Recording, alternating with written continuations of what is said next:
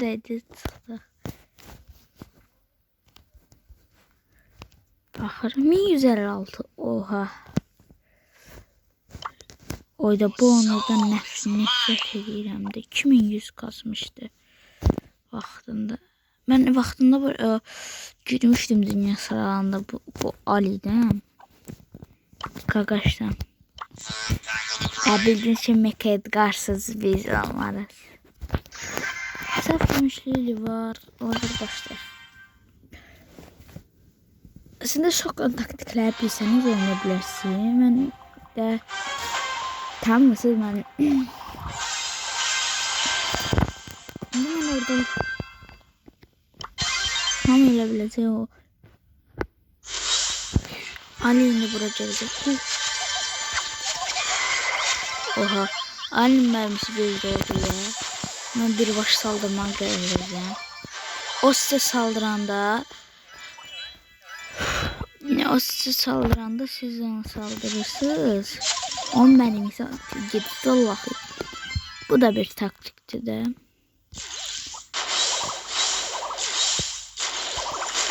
Tamam. İndi söz verə bilirəm mən oraya gedirəm. Ayda. İndi Ali öldü. Oyda saf gümüş koltalı. Bizim gene bak çok aşırı kısa. Oyda hal oldu. Bak böyle. Çıldır oğlum çıldır. Mənə oyun hardasa 6000 zat vura bilər. Yox. Oo bizim kız çıldırıyor.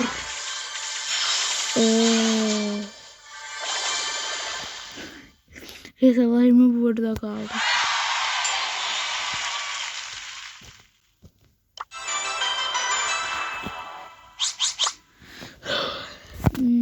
Biz selek ayda 6. puan var. Gerek çaktı. Nedense Türkmen hoşuma gəlir ama tuta bilmirəm bu karakteri. Ya bir dəfə iki dəfə yeni kostüm oynayanda uduzuram. Ama bir dəfə yeni kostüm oynadı ayrı uduram. Böyle şey olur.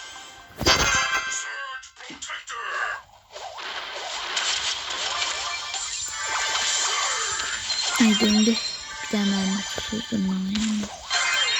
O zaman penik kasır.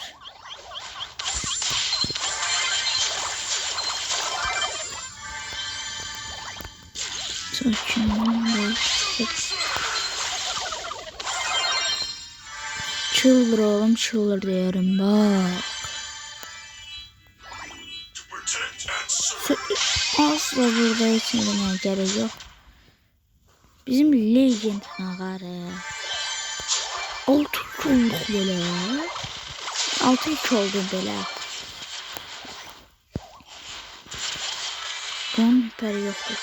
Diye çok sıkıntı ediyor. Tamam. Bir vuruşundan sonra öldü.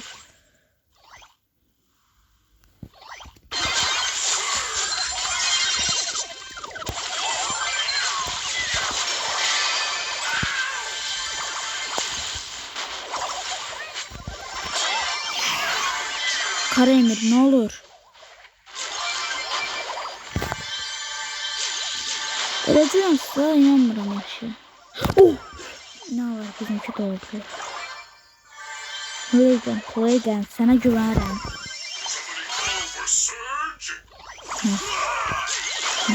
Ay da öldüm. İyi saçma karakterdi. Niye yakınına gelsen? Kara Emir bizi yaşat Kara Emir.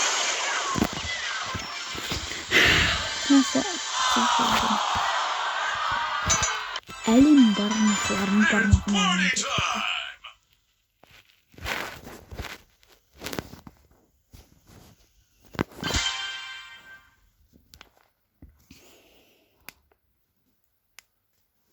O harita geldi təzə diye. Para harita geldi. Ay.